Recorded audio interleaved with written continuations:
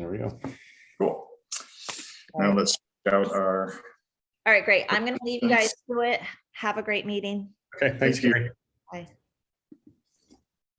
So we still need a few folks to make a quorum. 1, 2, 3 of us so far. Testing.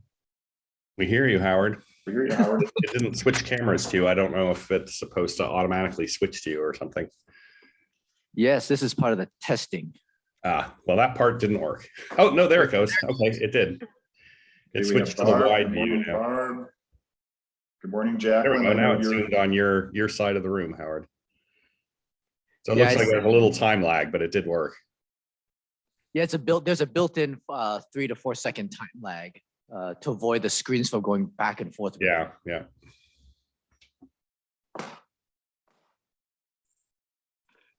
Okay, good morning, everybody. It's 9:01. We have a quorum.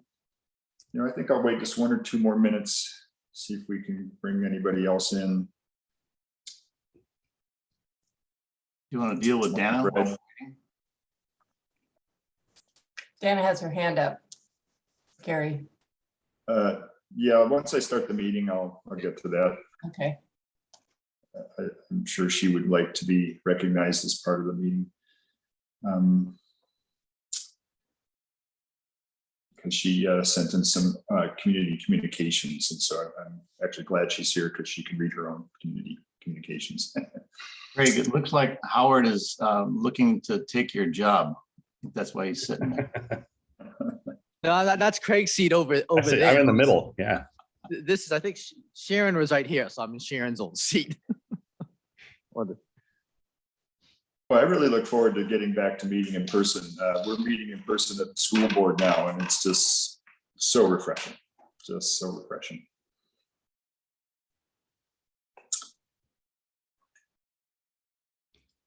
And Jacqueline, you can hear us okay?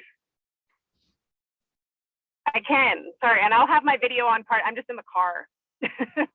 Oh, no I'm worries. here, yes. I'll Thank make sure you. you can hear us. Given that it's, each of us here present are necessary to have a quorum, so just want to make sure everybody's listening and can be heard. Yeah, thank you. Okay, great. I'll wait 1 more minute. And I hope everyone doesn't mind me doing this, testing the system out. Nope. Yeah, not at all. Okay, well, it's 9:03. Let's go ahead and call our meeting to order. Oh, here comes Susan, right on time, Susan. I'll let her get connected.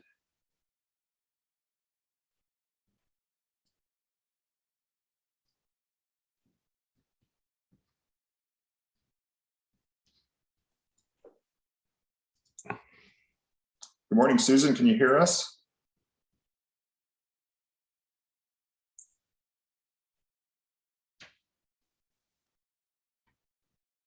So it still says connecting audio. There she goes. Good morning, Susan. Can you hear us? I can. Can you hear me? Yes, we can. Great. Well, we're just now going to call the meeting to order. It is 9:04. It's 9:04. We have a quorum. Let's call our Trails and Paths meeting to order. It's April 20th, Wednesday. Thank you, everybody, for being here. We'll start through our agenda.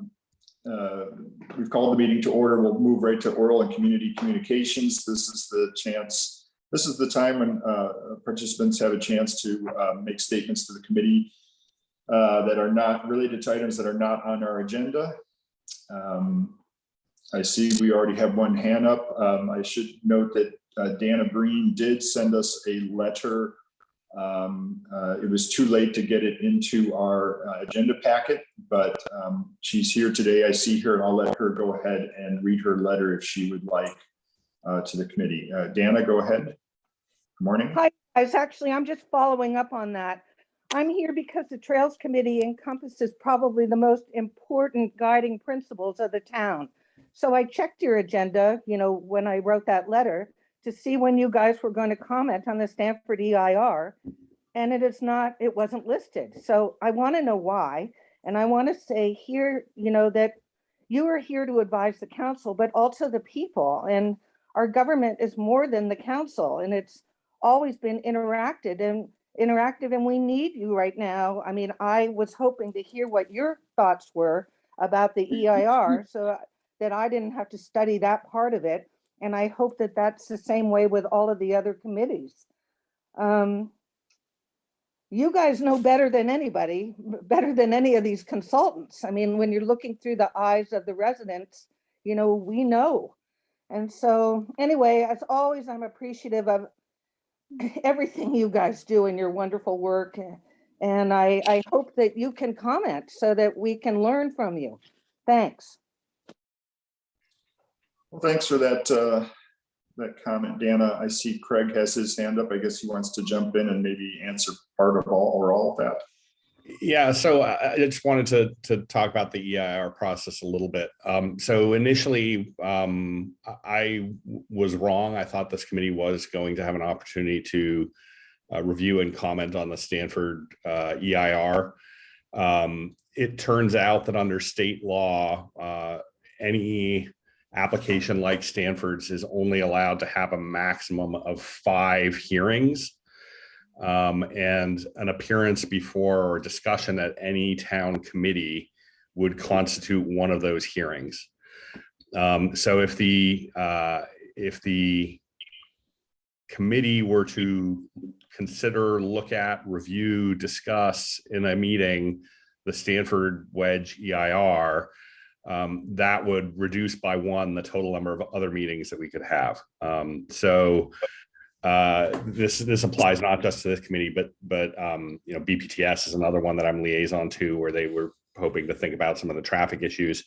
In discussion with Cara, our town attorney, and Laura, the planning director, because of this 5 meeting limit that state law puts on us for a project review like this, we decided that the better way to do it is to have the EIR process conclude, and then this committee will get an opportunity to comment on the project, but it'll be essentially more like how we do a regular housing project, where your comments will go to the planning commission and it will be part of their process. So the planning commission will likely have at least 2 hearings on the Wedge project.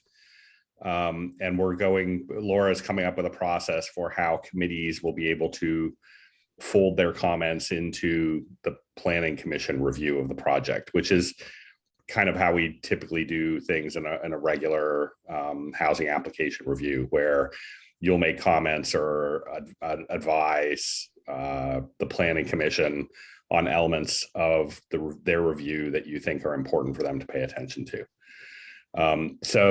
It's a technical thing for why the committee isn't looking at the EIR, but it allows the committee to actually look a little more broadly than just what the issues in the EIR are, if it wants to. So Laura will be letting us know exactly what the timeline and the process for that is, but she's working on figuring out how to make it work. Thanks for that, Craig. I mean, I understand. I just feel like I need the guidance of the Trails Committee to pull my thoughts together about the trail system. So I hope that we are going to dive down deep into this thing. Okay, thanks. Yeah, I don't know, in terms of diving down deep, if you want to comment on the EIR, the public comment period ends May 13th, and the committee will not be looking at it in depth before then. So, if you want to have your own group where you get together with other people outside of a formal town meeting, Dana, then you can certainly pursue that path and submit public comment. But the committee as a town body reviewing the EIR just creates legal and logistical problems. So we can't do it. Thanks. I get that. I would have loved their guidance. Yeah. Okay, thanks. Yeah, before we get to Betsy, I see you have your hand raised. I'll make a couple of comments from what I've learned. One, each of us as town residents are permitted to make comments regarding the EIR and the content of the EIR. Any content, even if it is related to trails, you would be commenting as a resident, not as a member of the committee, but you can comment. And so I plan on commenting. I would urge anybody with an interest to submit those comments. I think they're valuable to the town to receive them. And I imagine those comments, Craig, would become public at some point. Yeah, so the public comments all get collected and then a response is generated. So the EIR is a product of the town. The comments are generally intended to be comments on things that were overlooked or inaccuracies in the report. Any comments like that will be addressed and incorporated into the final EIR. So the comments will guide what the final EIR looks like. Right now, it's just a draft. Any substantial comments that come in, staff will extend the EIR to incorporate responses to those comments. Well, specifically, my question is, will the comments themselves become public? Yes, the comments will be public. Yeah. Okay. Every comment will be public and it will be tied to what the response to the comment is. Okay, great. Because that's another way, Dana, that you'd be able to get some more insight into how all residents feel about the EIR related to trails. Should they be making comments in respect to trails? Yeah, I'm not sure that they will be published though before the public comment period ends. I think all the comments will get collected and then published at the end. So it won't, if what Dana's looking for is, guidance and assistance in how to write her own comments, that, reading other people's comments won't work. Yeah, I see. Well, that's a very good point, but at some point, you'll be able to see all. Yes, yeah. And another point I should make, and it's been a while since we've talked about this because the EIR, I believe, came out a year later than we anticipated. And so if you flip back in time to when we were talking about this, we had negotiated with Jeremy and Laura a joint meeting between Conservation and Trails to discuss not the EIR, but the project. And we were going to use the EIR as just a resource, as another reference. And I think everybody agreed that that would be the appropriate time to hold such a meeting because we'd have more information, more concrete information to base our comments and our guidance on. I have a meeting with Jeremy and Laura the first week of May. Judy and I together do, and I believe Fred will be attending also. And we'll try to work out with them, when's a good time to have that meeting. And during that meeting, I think we will discuss the project very broadly using information from the EIR as a resource. It's likely this would take place after public comment for the EIR was closed. I don't know, we'll see. But that will be our next, I think, meeting where you'll get to really hear from committee members about the project, about the trails portions of the project, and portions of the project that Conservation and Trails have unity on. Dana, did you hand go back up there related to this discussion? No, I just sent you a chat just to say that, yes, that's great. And I will be reviewing I'll review your minutes Wonderful. of previous meetings. Okay, then let's move on to Betsy. Good morning, Betsy. I see you have your hand up for a public comment. Yes, I do. Thank you, Gary and committee, and thank you, Craig, for your explanation regarding the maximum 5 hearings. And if we're redesigning the process midstream, it's hard. And I really appreciate some transparency into how the full process was redesigned, what the specifics of the 5 meetings are, and how we balanced when to include committee voices, because including them earlier, generally speaking, helps form in a less stressful place. It's harder to get your voice included towards the end of the process than in the beginning. So the community-wide discussion that's going on right now in our committees, at our town council meetings, and then PV forum, it is state mandated, but there's nothing that I value more than our robust volunteer process, nothing. It is equal, in my estimation, to the open spaces. And I just want to respect it while we are encountering this period of stress to which we're all trying to accommodate as best we can. I think it's possible to go through these growing pains and respect the process and transparency that has served us so well over the years. So I just urge us to put out there, this is the process. These are the 5 meetings we've selected. This was our thought process in choosing these 5. And this is where the committees can weigh in as committees, because your groupthink within the committees has been fleshed out and I think really has served the process in the past. So thank you for listening. Godspeed. Betsy, one thing I'd clarify, I don't think we're rebuilding the process partway through. It's more that I personally did not fully understand the process. I think this is kind of what Laura was intending to do all along, because she was aware of the 5 meeting rule, and I was kind of aware of it, but I forgot about it. Any sense that things have changed or that the thing is happening midstream is only because of my confusion. It's not because the process is actually changing. Well, it's important. Thank you for allowing that you're confused too. I'm not surprised, because when you say that Laura knew it all along and you're just getting up to speed, then you know very well how we're all feeling too, which is like, whoa, there's a lot changing here. And then but yet what Laura has known by purview of her expertise is still coming at odds with our traditional process. So the means by which we are feathering out how to step forward with as much of that process as possible, it's just important to open this up.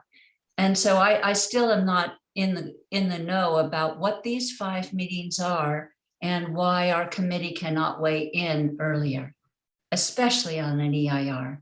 The committee has been weighing in for well over a year on this project. There is in fact a Trails Committee subcommittee on the Stanford project. Gary is one of the members of the subdivision committee as well, just been working on this. So Trails has been involved and has been discussing this with Stanford. We've had, I think Stanford's come to a couple Trails committee meetings over the past couple of years about the project. There hasn't been really a fully developed proposal for exactly what they were. Well, there've been sort of sketches, and they said this is probably what it is. I'm not sure that since they finalized their application, this committee has had a chance to discuss it, but that's because of the 5 meeting rule. You know, there will be an opportunity, as Gary has said. It'll be probably a joint meeting with conservation, but the committee will have a chance to talk about this. There is a page on the town's website as well. If you go into the planning department, there's and go navigate to development projects. Development projects lists all the active projects in town right now, including the Stanford Wedge project. And there's an FAQ and some timeline information there. I don't think it lists all of what the 5 meetings are because dates haven't been set for those yet. But I'll talk to Laura and see if we can update that and put more information for people on what the timeline is going to be. Right now, it says under upcoming meetings, there's only one listed, which is a planning commission meeting about the EIR on May 4th, which is before the public comment deadline. So the planning commission will be discussing this at one of the total 5 meetings before the May 13th public comment deadline. So if you go to that meeting on May 4th, there'll be some discussion there. Well, thank you for your, for the best answer that you could possibly provide under the circumstances. And I do think that transparency and process are the town's best friends right now. So thank you for being as forthcoming as you all possibly can be, and timely too. Thanks so much. Thanks, Betsy. Yeah, thanks for those great comments, Betsy. We share a number of your concerns. I think logic just tells you that the farther you get along in a process like this, the harder it is to make changes. And so we're keeping an eye on it, and we're going to take advantage of every opportunity we have to get our vision and our vision relative to the trails and paths element of general plan and our general comments into focus as quickly and as often as possible. Sorry, I just wanted to add to Betsy, I think Dana's already gone, but we have tried to have a voice in this, and we've kind of been ignored by Stanford early on. Nothing that we recommended made their plans. So it has been, as Gary said, we've been waiting to try and promote what we see should happen in there and what the town, mandate says should happen in there. So we are frustrated too. So believe me, at least I am. I won't speak for everybody, but many of us walked the proposed trails, which are ridiculous. And our vision was never. Barb, one thing I would just commenting on the process, I would say is okay, but making comments about the project is probably not a good idea because it might trip us into being then one of those 5 meetings. So, okay, well, I'm just responding to. I get what you're saying. I just I want them to know, Craig. Okay. I want them to understand that we are talking about it because we haven't been able to say that. And here's somebody coming and saying, why aren't you guys talking about it? We are talking about it. Yeah. So that's my point. Okay, thanks. There was a discussion earlier about previous meetings in which we've discussed this. I'll just note for to help triangulate where some of that information is. We had a special meeting on November 17th of 2020, I believe it was. So if you find, I guess the meetings, you'll find those meeting minutes in the packet for December 1st, 2020, if you're interested.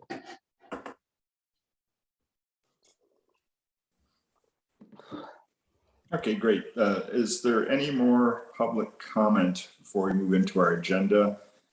I don't see any other hands raised. So, okay, thank you, everyone. We will move on. Okay, approval of minutes from our meeting in March, on March 16th. I'll just quickly jump in. Liz, who was not able to attend today, did have a couple of comments on the minutes. And so Teresa, thank you again for taking minutes today in light of Ellie's absence. And I guess I'll just highlight these briefly, then maybe I'll just send this to you, Teresa. That'd be great. Thank you.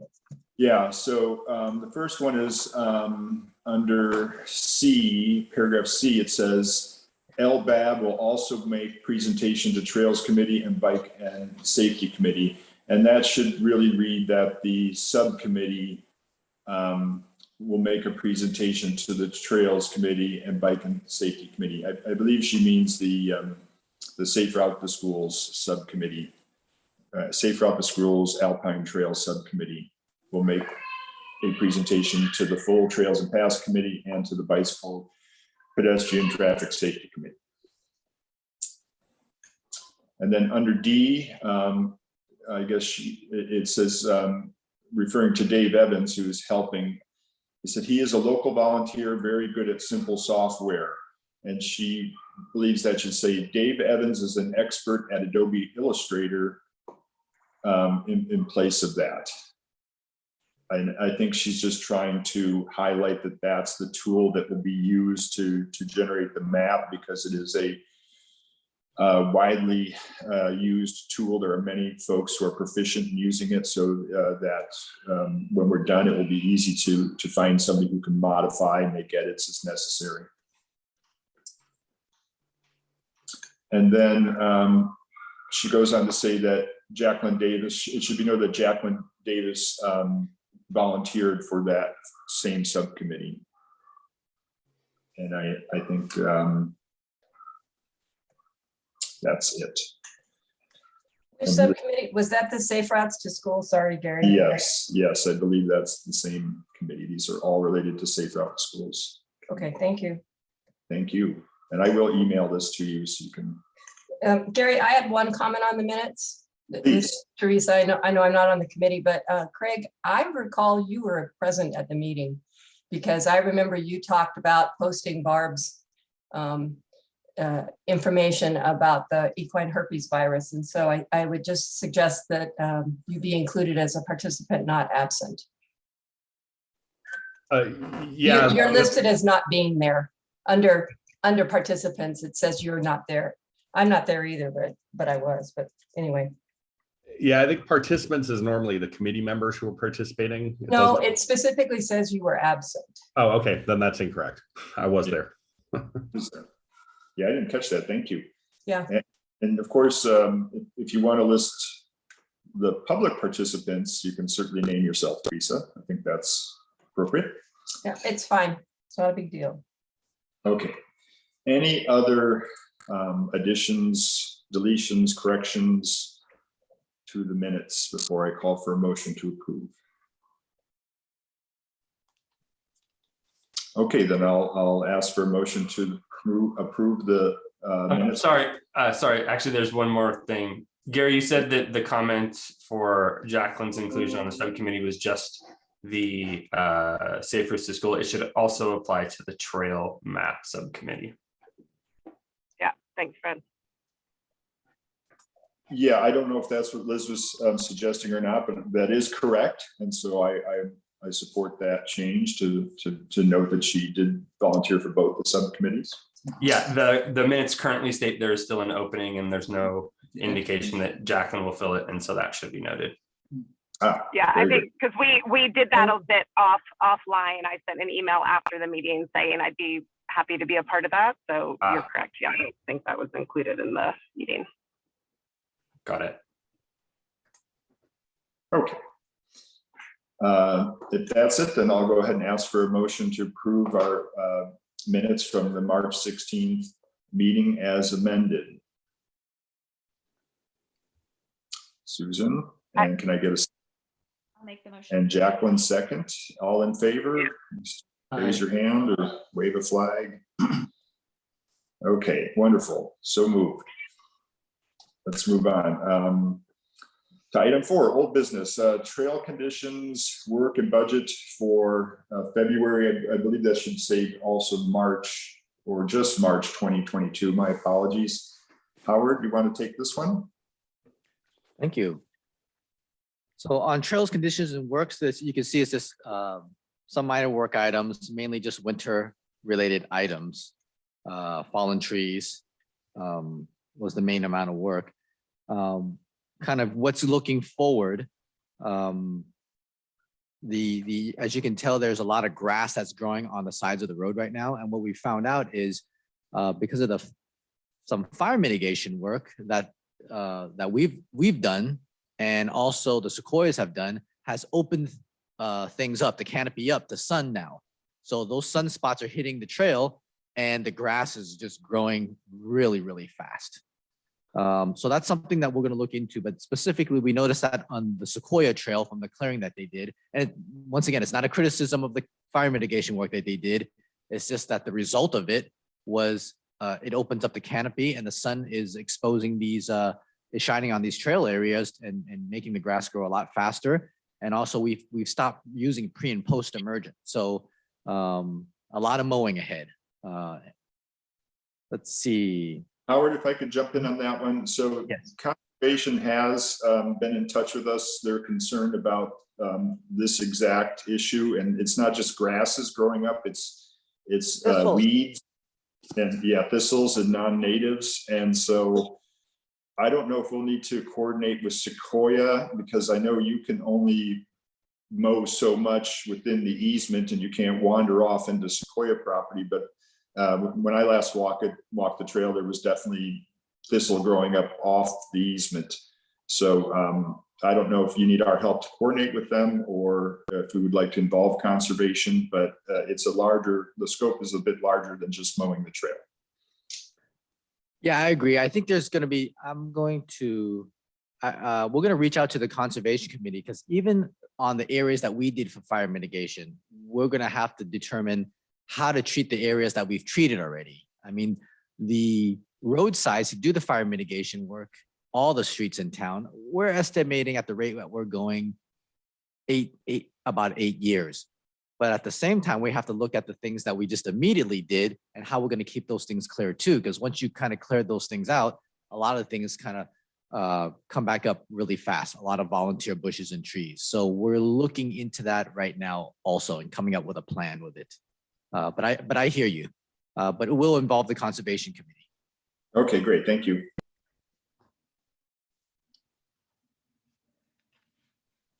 Okay, let's see. That's all for trails work. Does anyone have any questions concerning trail work? I have a question about Dwight Crowder Trail. A little bit before Arastradero Road, it looks like there's like an asphalt patch and there are a couple of cones, and I'm just wondering who did that work. Howard, are you aware of that? I'll take a look into it. I know that there was a work crew out there related to either utilities related to the Alpine Inn, I believe, but we'll investigate it. Okay, thanks. I'd like to make a comment about the assigned trails to make sure that we're all walking or somehow getting across all of our trails, so that if there is any area that Howard needs to be paying attention to that isn't being seen, that we can communicate it. So make sure we do our trails, please. Yeah, and any trail that you see, communicate it. And I'll start Golden Hills. Howard, I wanted to mention, I emailed you about some comments I received from folks in the ranch on some of the mowing, and I thought it'd be just worth bringing up for discussion for the entire committee.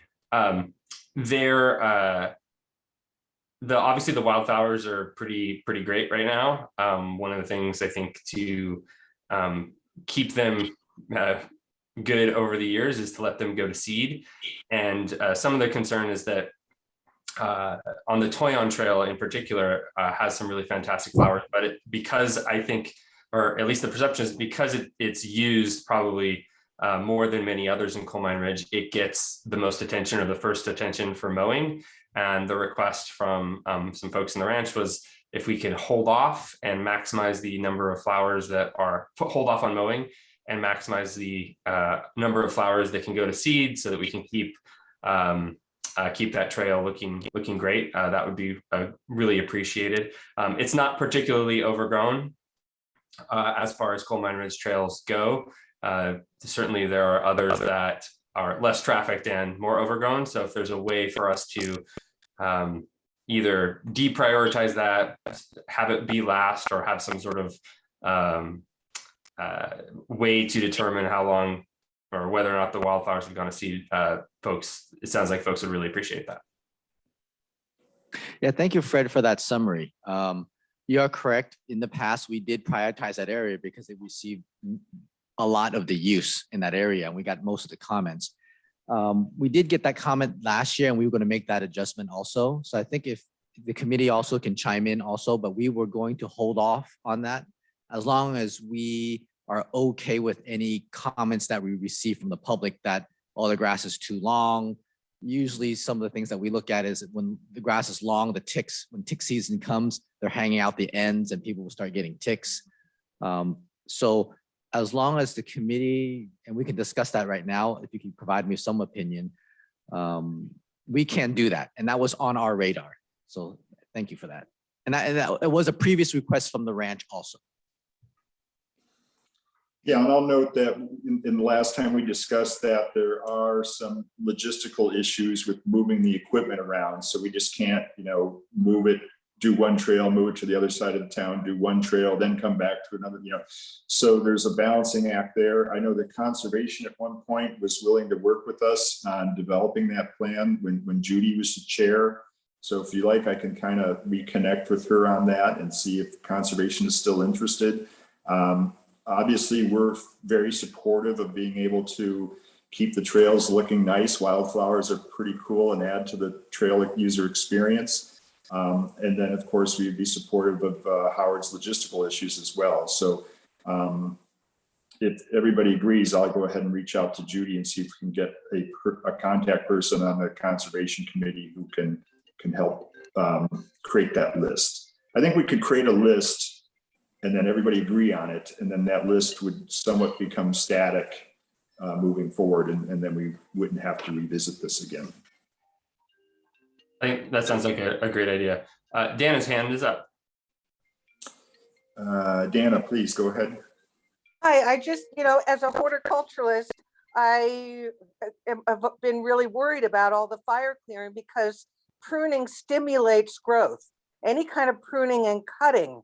And so, over time, all of this cutting is going to generate a whole lot of growth.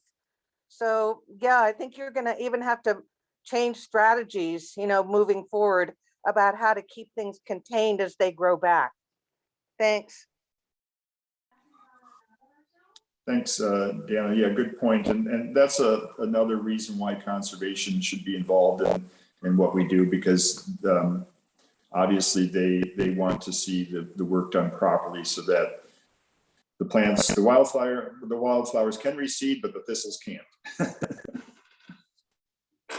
Okay, Howard, do you want to move on? Is there anything else for you? And once again, I do acknowledge that, and it was something that I've been working on this week, actually, giving forethought into how we're going to treat these areas and how we're going to reestablish them with natives instead of invasives. So I can't recall, but I believe I reached out to the Conservation Committee, but it's something that we're actively thinking about and coming up with a solution for. Great. And Howard, just sorry, Gary, just one other quick mention is I'm on the Georgia Trail daily, just to and from with my kids to school. And it's a nice wide trail, so it's not like people are brushing up against it necessarily, but I have noticed just a lot more poison oak growth there. And I didn't know if that was anything that, could be given attention. Yes, can you repeat the trail again? On the Georgia Trail, just where, when all the kids are coming to and from school, I've just noticed that there's a good bit of poison oak coming up. Okay, and this section, the wide section, that's the dirt section or the street section? It is on the wide section. So fortunately it's not, unless you're way over on the side. And if I don't know, I could send you a note with the address of the home that it's lining. It's just as before you're approaching the Iroquois Trail by the gate. Okay, yeah, thank you for that. I know that trail is almost, it functions as a driveway also. It's almost like 20 feet wide. And Yeah. we are scheduling some work there when the kids, we are scheduling work there, but we have to schedule work there to add more base rock too. And we'll also trim the edges also. Because it's 20-foot wide, some of that poison oak could be located on private property. So, but we will look into that, but we're waiting for school to get out or try to get in there when kids aren't around. Right, thank you. And you can also, once again, for maintenance requests, input them to PV Connect also. Thank you. Okay, thanks. And I had one, we've been having problems on Fawn Trail again. There's another project at, I believe it's 145 Fawn. And in any given day, we've got, 8, 10 vehicles parked on the trail along that section where there's a uphill and a downhill and a blind corner. So it's forcing trail users out into the street and, right in an area where they really can't see cars coming. So Howard, I sent you a picture of that. I don't know if you got it. I'll have to double check, but I'll let the building and planning department know to send the inspector and code enforcement person to go out and do some code enforcement as needed. Yeah, great. We didn't see any plans for that project, so I don't know what the scope of work is they're doing there. It just might be some kind of interior remodel or something. I don't know if even building and planning knows about it, but obviously they didn't have anybody tell them they can't park on the trail.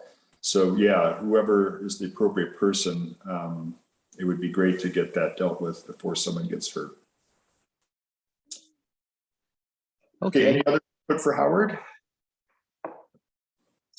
Okay, great. Howard, thank you very much for that presentation. As always, good stuff. Let's move on to item 4B, Cherokee Trail sign change. In addition, Howard and his crew and myself met on site a couple of weeks ago, and we chose locations for the new signs, and we talked about how to modify the one sign that is going to stay. And so that work is now complete, and the next step will be Howard and his team crafting the new signs. And Howard, will they come back to committee for approval? Do you want us to look at them once you have the artwork done, or do you feel comfortable that you can just go ahead and produce the signs and put them in the ground?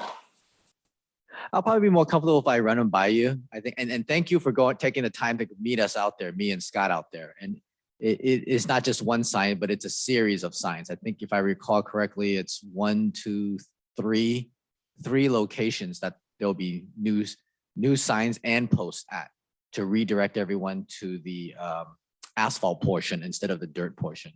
But I think it'd be great to run them past you before we the artwork before we produce them.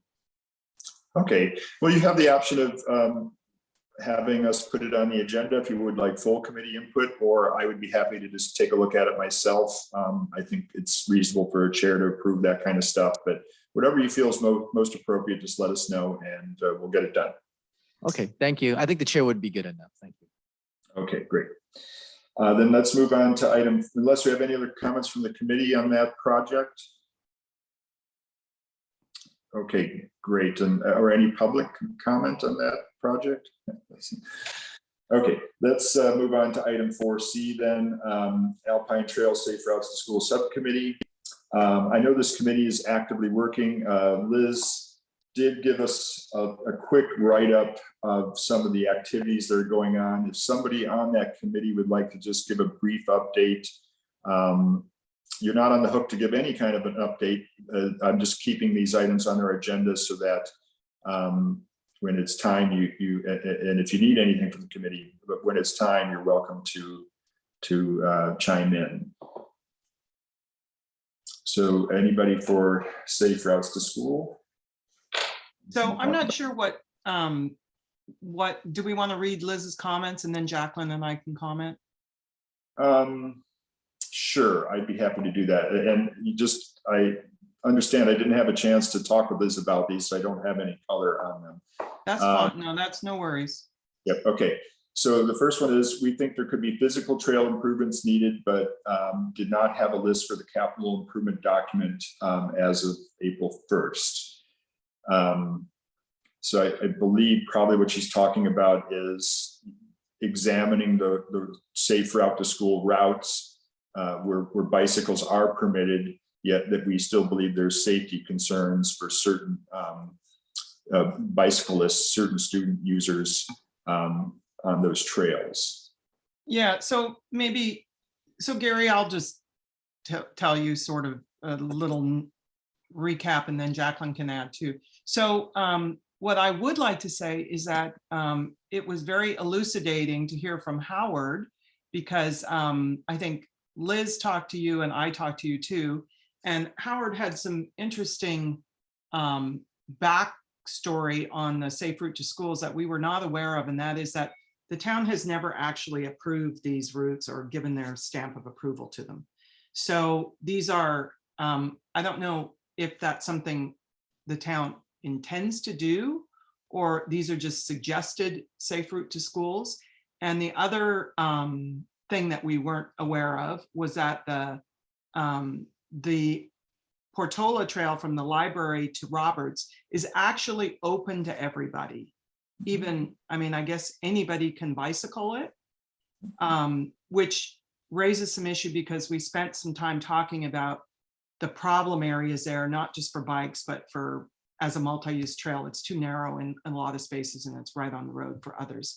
So that sort of, when I found out that there were actual not stamped safe route to school routes, it's kind of going to change, I think, how we discuss in our next subcommittee how we move forward. So I don't know if that's clear to everybody, or if you want to hear from Howard about the safe routes. Well, it should be clear. So maybe one of the things we can do is work on a set of goals so that it's clear for everybody what it is we're trying to accomplish. You know, at the onset of this project, it was clear to me that the town hadn't approved the document that's up on the website. I think Howard gave us a quick discussion about that some time ago, but I know we have new members since then. That is really one of the driving reasons of why we're doing this. And then the second one being, you know, if we're going to ask the town to approve it, those routes better be safe, and they better be safe for all classes of users that would be using them. And so I think the subcommittee is starting to dig into these issues and realizing there's quite a bit to do here. So that's great, and the committee is here to help as we uncover these issues. But a clear set of goals, with pretty much the top goal being we'd like to have a town-approved safe route to school map and a district-approved safe route to school map. I don't really know what that means right now, but we'd like them to buy off on it. And we would like to make sure that the safe part of safe route to schools is really there. So that, to be honest with you, I don't think the town would approve it if we couldn't convince them it was safe for all classes of users that we were suggesting to put on these trails. So my personal expectation is there's a lot of work to do here, and this is going to go on for some time. So I'm not too worried where we are currently. If you'd like some help enumerating those goals, I'd be happy to meet. I can always meet with the subcommittee as a school board representative. And that will not be a violation of the Brown Act. So I'm happy to meet with you anytime to work on goals, if that would help. Thanks. Gary,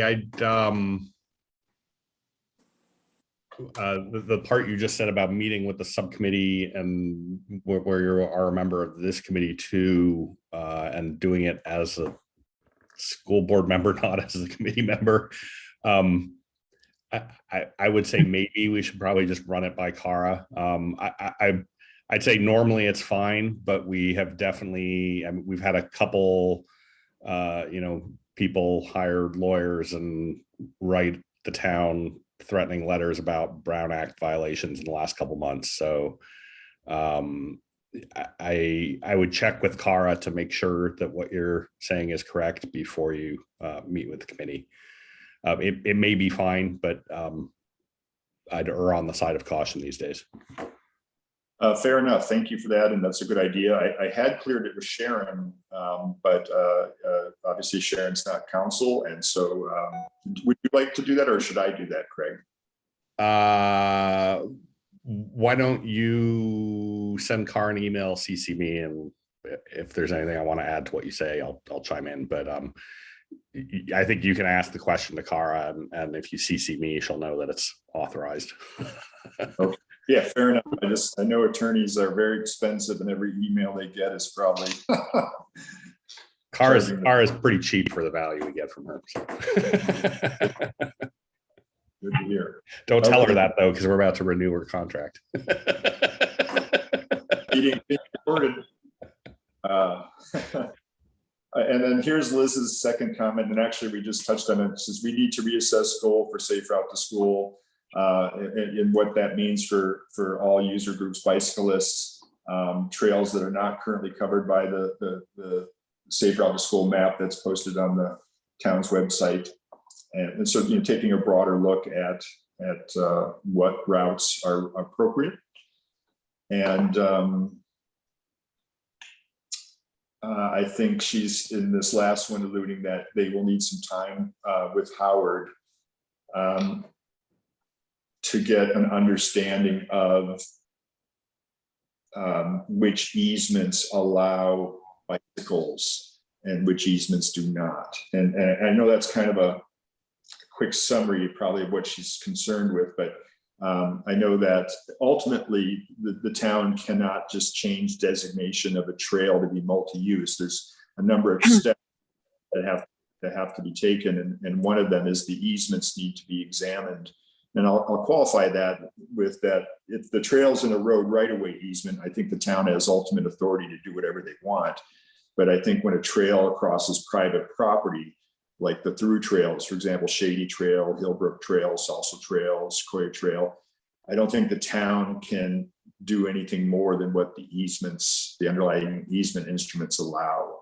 So that's a discussion that maybe the subcommittee would like to have with Howard at some point to get a better understanding of that.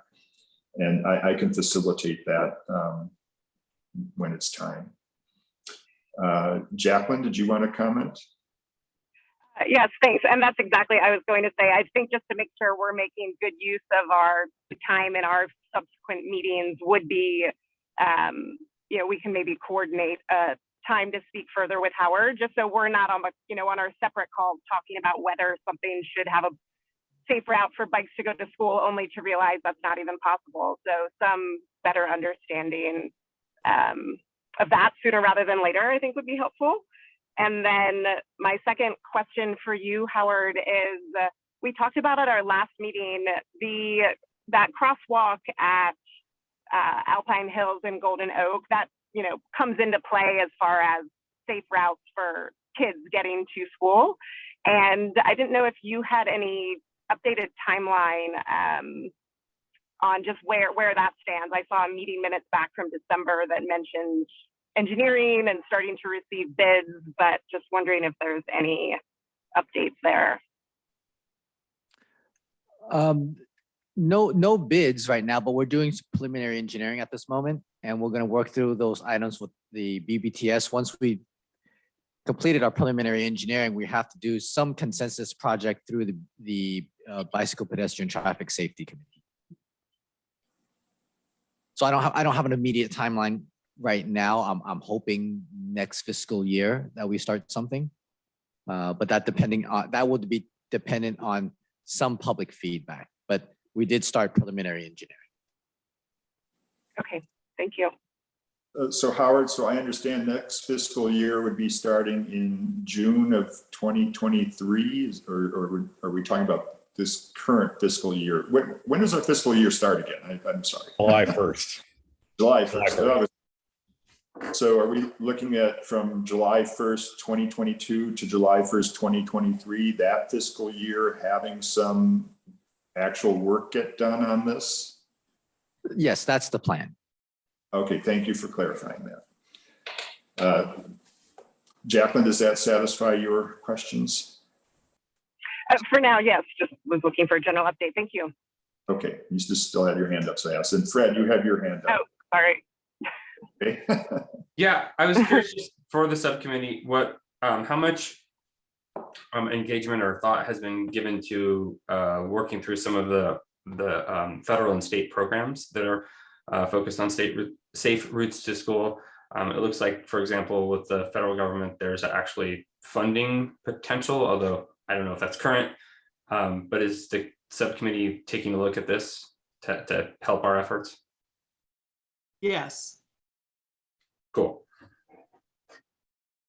Yeah, and I think there was also some talk about possibly recommending some of the safety improvements to the town as EV donates projects. So obviously, I don't think we're there yet where we can package up a project and make the recommendation, but I imagine at some point we will be there. So, and I know Howard might have some other funding ideas as well. So I think once we've enumerated all the different safety projects on these trails that will make up our safe route to schools, we can then sit down and figure out how to get them implemented and paid for. Okay, anything else for the safe route to school subcommittee? Oh, Gary, I just wanted to mention on the funds, grant funds, there are grants that pop up annually. They are competitive though. So you have to put a package together and a presentation. But those are some things, once we finalize discussions, we can talk about that a little more.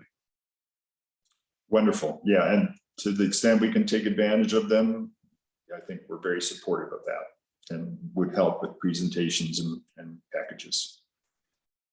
Okay, let's move on then to item 4D, PB Trail Map Subcommittee. I can chime in here. We're making steady progress mapping trails. We have our bi-weekly meeting this afternoon when we'll take a look at several more trails that we've mapped out, and we'll be looking to send to Dave to put on the map that is in progress. But beyond that, I don't think there's anything that we need from the committee at this point. Any questions that folks have about it?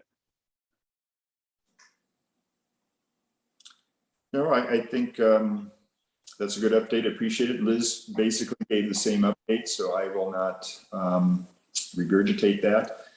I'll just make one comment because I want to make sure this stays in the forefront. That, you know, one of the main drivers of producing this new map is so that the town's planning consultants can use it as part of the ADU checklist that we've developed for you know, their process in approving ADU applications. I've been trying to listen into some of the town housing discussions. There's been quite a few of them and they're quite lengthy, but from what I gather, there seems to be some growing support for making the ADU application process even more streamlined than it is, and which is fine. However, you know, ADUs tend to be located in areas where there's trails. They like to be pushed to the edge of properties, and that's where a lot of the trails are. So I think it's very important. It's becoming increasingly important that this new map serve that purpose, that it's able to, that planners, particularly consultant planners who maybe have never stepped foot on these properties, can determine if there's a trail close by where a proposed ADU is where there's an application for a proposed ADU. So if there's anything I can do to help with that piece of the project, let me know, and I can put you in touch with planners. I can put you in touch with Laura, whatever I can do. I think that actually would help with some prioritization, because obviously, you know, for example, the trails that are in Coal Mine Ridge, very few of them are relevant to this concern because you're not going to build there.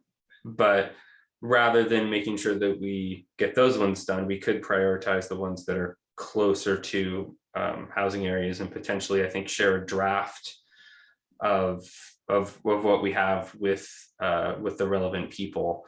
I don't want, you know, sort of the amount of time it takes to get all of the Coal Mine Ridge stuff done to hold us back here. So I think that's probably worth a conversation, a follow-up conversation about how to do that. Agreed. Yeah, and yes, let's have that conversation. Maybe we'll discuss this, I think, at the at our subcommittee meeting today, and I think it's fairly clear on our the database that we have which trails we would prioritize, and we can discuss with Dave if he can issue kind of a draft that would aid the town here. Wonderful. And I was going to suggest we could agendize that at our next meeting to you know, do a quick discussion of the new map vis-a-vis the needs of the planning department. I think the only other thing that would be useful, and Craig, please keep me, make sure that I don't go into territory that I shouldn't go in with respect to the Stanford project. But there are suggestions for trails that are in the town plan. If there, I think it would be useful to have the subcommittee, make the subcommittee aware of all those suggestions. So I know that, for example, we have seen some suggestions with respect to the Stanford property in the town plan. I imagine that there are other places where the plan suggested trails, and it might be useful for us to actually take another look at that and see if there are elements that we should add to our map. You're talking about elements where the general plan says if this property were developed, there should be a trail here someday. So put them in as sort of notional future trails. Yeah.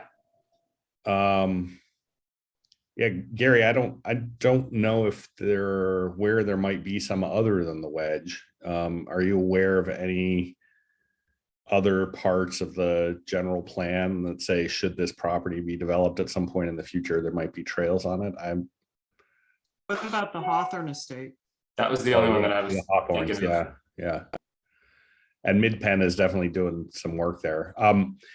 I think, Fred, those trails are generally very hypothetical until they actually happen. And when they happen, they probably won't be exactly wherever they happen to be sketched on the hypothetical map. They'll be, a little to the left or a little to the right or completely different.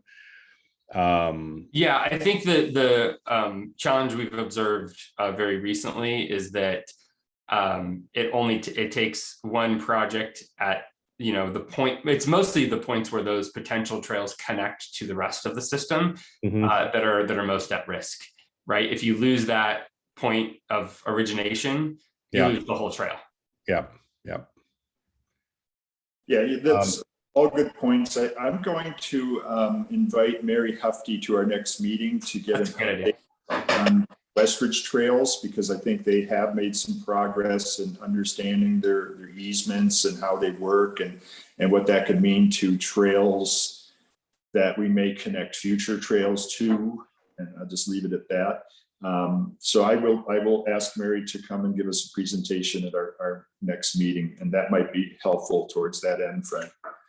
And Fred, it may be useful also to hook you into the Mid-Penn process for what they're doing at the Hawthorns, because we do have part of what they want to do is create connectivity amongst the existing trails by using the property that's there. And so if you guys are already doing work where you've thought about where the trails are coming in and you've looked at it and you've said, oh, wouldn't it be great if this one could just extend an extra couple yards and then it could connect. And some of the work that you're doing, they're going to be wanting to do the same work. And so, putting you guys together with whoever at Mid-Penn is doing it on that side might be a useful thing to do.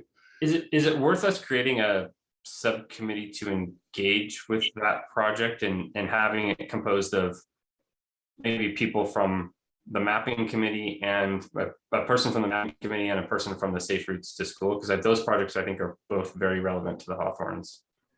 Or should we just handle it sort of ad hoc?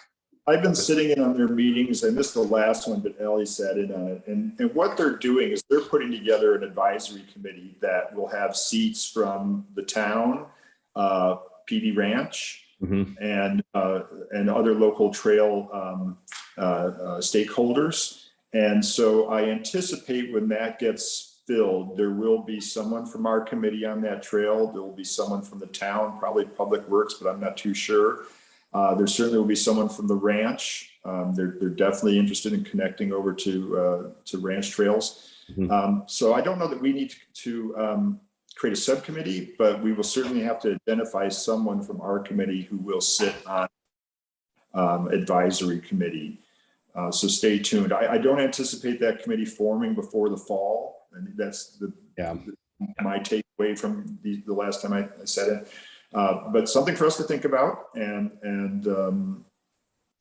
I think that starting this fall, there might be real work going on there. So that would dovetail nicely into the new map. I have to run in 2 minutes, and I know Susan has her hand up, so I'll be quick.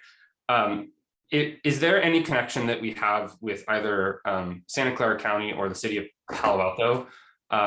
The question is related to the Los Trancos Trail. So we lose the Los Trancos Trail when it leaves our town and our and actually our county. But there's some informal trail there, and I'm just wondering if we have a connection with those with some entity there to sort of help at least maintain what's currently there and potentially have a conversation about improving what's there. And if there is somebody we can follow up outside of the meeting, just to understand, that would be helpful. Howard, do you have that connection handy? Can you say that again? The connection for? Either, I think it would be the city of Palo Alto, but I suppose it could also be Santa Clara County. So our Los Trancos Trail obviously ends when it at the town boundary, and then it picks up again at the town boundary along Los Trancos Road. So there's this section of Los Trancos Road that if you're going to be on our Los Trancos Trail can be rather hazardous. There's some parts that have a trail that seems to be, I don't know if it's maintained or just it continues to exist because of folks trampling it. But having a conversation of maybe improving it and helping ensure its permanence to maintain the connection from the, I guess, northern and southern ends of our Los Trancos trails. Yeah, I think this has been broached before. I think I need to look back at the notes, but certainly, our trail that goes from Firethorn to Los Trancos, and then when it kind of goes to City of Palo Alto, there's no formal trail that I'm aware of, and we've talked to them. I think many years about it. It would take a lot because of the terrain. Once you get past there, there's not much room on either side of the right of way. Yeah, there's certainly one section where it would be really challenging and you may just have to go on the road there. But there is another section where there's definitely an indication of a trail. There's no signage. And, if there is no signage, I think it's not obvious that you can go up on it. And so I think if we could have that conversation, know who to connect with, that'd be great. Yeah, I think there's a couple of jurisdictions, City of Palo Alto, and also maybe start a dialogue with MROSD, because I know there was going to be some kind of trail system and it might reach down to the base of that driveway where the Hawthorne house is going to be. Yeah. That's another option. About a couple thousand feet out, it does turn back into the town of Portola Valley. And so the county portion doesn't start until past Blue Oaks. So it's really just City of Palo Alto, Portola Valley, and Hawthorns. And maybe Gary, if we can touch bases later on, maybe we can start a dialogue on how we can start a dialogue. And I'll check in with the city manager also on how we can start a dialogue. I mean, this could potentially be pretty big. And we're talking big capital improvement here and long range planning, but I think we should start something like that, start some kind of dialogue. And we could also talk to San Mateo County, because I know that the San Mateo County residents in the Vista Verde, Los Trancos Woods area talked about additional bicycle paths coming down through Comine Ridge. And this may alleviate that too. So I think it's a discussion that we need to have with the town manager and Gary. So I'll leave it off at that. But this is the starting of the conversation could lead to something really big. Well, we like big projects, right? So I'll be happy to meet with you, Howard, and happy to meet with Jeremy to talk about it. And maybe we can, if we can get some momentum, I'll put it on the agenda for next month's meeting. We can talk more about it. And at some point, it probably, goes into a kind of our trails and paths element. We'll have to take a look at that to see actually what was planned for that area and how we can get through that area. Very good. Okay, Susan, you've been waiting so patiently. Thank you. You're on mute. You got to go off mute. How's this? Perfect. Okay. Can you just give us a very quick update on what is going on at the Hawthorns and where we could go to read all the minutes and everything that's going on? I realize that this has been a long time coming. I looked it up. This happened 10 years ago, and we're just getting to the planning process now. So how far are they into the planning process and what is being discussed? And maybe we should put it on the agenda for the next meeting, because I think it's important. Well, the process is not very streamlined. So they have been spending a lot of time working on vision statements and kind of goal setting. You know, should we have an advisory committee or should we not? Should we have an advisory committee? What seat should be on it? Things of that nature. So they're not getting down to where the rubber meets the road at all at this point. Most of their visions are exactly what you would expect them to be. You know, what MinPen tries to strive for: keep the view corridors open, you know, deal with the parking, things like that. But no real decisions have been made yet. And so I think Another 10 years. well, So they have a timeline on the MidPen website, Susan, that lays out the sort of stages that they're planning to go through for this process. So right now they're in the what they call their vision and goals process. As this year and 2023, I think it says 2022 through 2024. They plan on turning that into a kind of more concrete, you know, going through first sketches and then a more concrete kind of a plan. Then 2024, 2025, they'll need to do environmental review under CEQA for whatever they're planning. And then, you know, they say plan approval and permitting 2025. And then, you know, whatever construction and actually building trails and connecting and building stuff, whatever else they're doing would probably be 25, 26. So they've got a kind of, you know, 4-ish year timeline for actually doing something that's actually visible in the environment there. But they're going through it in a sort of deliberate process where they're starting off at a general level. They're looking at issues. They're trying to figure out, okay, when we say connect trails, what do we mean? Which trails? Where do they connect? How? All that stuff. So they have a plan, and they are slowly making their way through a fairly long, complex, inclusive plan. And I linked the website in the chat, but if you just go to MidPen's website, you can find their Hawthorns project. It's got a lot of detail there on the timeline. Thank you. Yeah, and they've been sending out mailers. I received a couple mailers. That's what I've been using. But very good summary, Craig. I think that's exactly where I think they are. Their meetings are focused on these very high level concepts right now and not getting down to the real decisions. So, but eventually there will be. And so the first step for us, I think, is to decide who we would appoint to that advisory committee. Yeah, okay. and as with all planning projects, I would say, you know, they're not at the kind of final detail, but as this committee likes to say, and was mentioned earlier, you know, getting involved early will allow you to, you know, help guide it in a way that may not be possible if you come into it too late. So they are deliberately doing this kind of long process to give everybody a chance to influence the general direction early, and then the specifics later. There you go. Okay, let's move on. Any other issues on our map subcommittee before we move on? We still have a quorum, just barely. Let's move on to then item 6A, community hike. Alex is not here, so I don't know that we're going to have much to talk about there other than we'd like to do it. And we'll wait for him to give us an update on that. Item number 7, other business. We mentioned we're going to ask Mary Hupke to come give us a presentation at our next meeting. I believe also Craig Sanders from the ranch will be joining us to talk a little bit about the volunteer project that was hosted up in the ranch.